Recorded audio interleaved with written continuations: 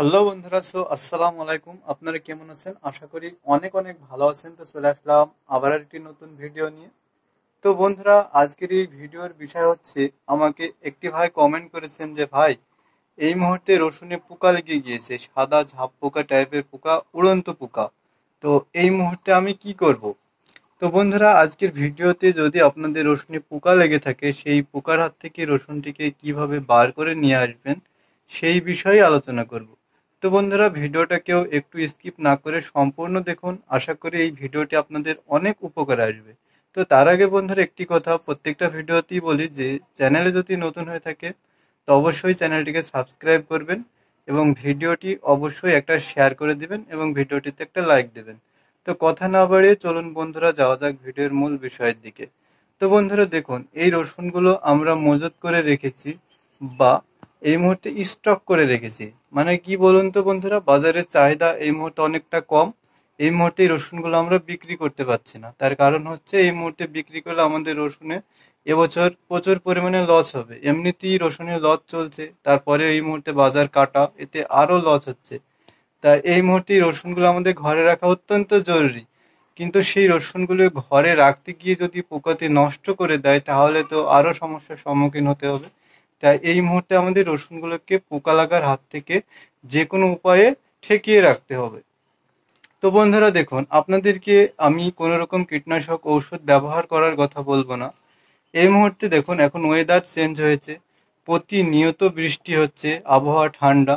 এই কারণে ওই ধরনের পোকাগুলো রসুনের মধ্যে দেখা যাচ্ছে। শুধু ওই একটি ভাই আমাকে কমেন্ট করেছে যে সাদা উড়ন্ত পোকা, সেমন নয়।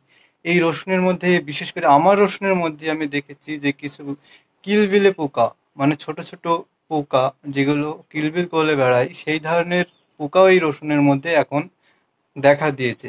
এই পোকাগুলো এবছর এত তাড়াতাড়ি দেখা দিল, তার একটি কারণ হচ্ছে বন্ধুরা দেখুন, প্রত্যেক বছর আমাদের এদিকে সূর্যে মানে জ্যৈষ্ঠ মাসে ব্যাপক টান পড়ে, কিন্তু এবছর দেখুন জ্যৈষ্ঠ মাসেই বর্ষা শুরু হয়ে গেল।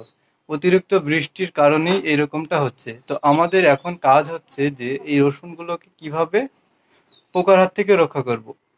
তো বন্ধুরা, এই রসুনগুলোকে আমরা যদি পোকার হাত থেকে রক্ষা করতে চাই, তাহলে আমাদের একটি কাজ, সেটা হলো ভালো আবহাওয়া দেখে, ওয়েদার দেখে, যেদিন দেখবেন যে আপনাদের ওদিকে আবহাওয়াটা ভালো আছে বা আকাশে সূর্য ওঠে, রোদ হচ্ছে প্রচুর পরিমাণে, সেদিন অবশ্যই এই রসুনগুলো ঢেলে ছাদে বা মাটিতে যে কোনো জায়গায় একটি নিরাপদ স্থানে ভালোভাবে শুকিয়ে নেবেন।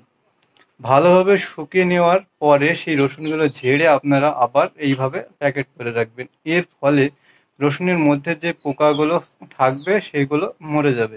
এবার যদি আপনাদের পরিস্থিতি আরো ভালো হয়, তাহলে একদিন নয়, আরো 2-3 দিন রোদে রেখে ভালোভাবে মচমচে করে শুকিয়ে, প্রথমে যেভাবে এইভাবে প্যাকেট করে রেখেছিলেন, ঠিক এইভাবেই আপনারা প্যাকেট করে রাখবেন।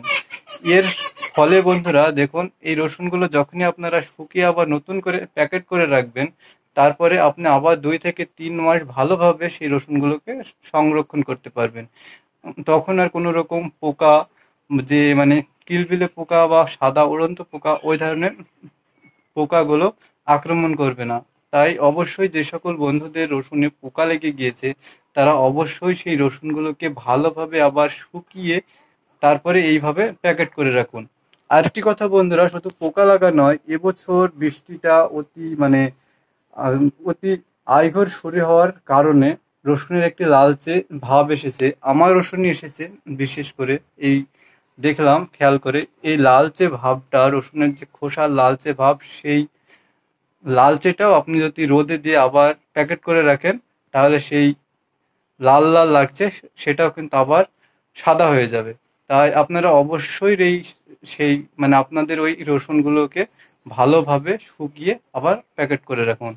তো বন্ধুরা, এই ভিডিওটা যদি আপনাদের ভালো লাগে, অবশ্যই একটা শেয়ার করে দিবেন আর ভিডিওটি একটা লাইক দিয়ে যাবেন। এই ধরনের নিত্য নতুন ভিডিও পেতে অবশ্যই চ্যানেলটিকে সাবস্ক্রাইব করুন। আর আমার এই ভিডিওর মধ্যে যদি আমার কোনো ভাষা আপনাদের বুঝতে অসুবিধা হয় বা অন্যান্য কোনো রকম যদি মতামত থেকে থাকে আপনাদের, অবশ্যই কমেন্ট করবেন। আমি সরাসরি কমেন্টের উত্তর না দিলেও আমি ভিডিওর মাধ্যমে আপনাদের সকলের প্রশ্নের উত্তর দিয়ে থাকি। তো বন্ধুরা, ভিডিওটি আর বড় করলাম না, ভিডিওটি এখানে শেষ করে দিলাম। ভিডিওটি সম্পূর্ণ দেখার জন্য অসংখ্য অসংখ্য ধন্যবাদ।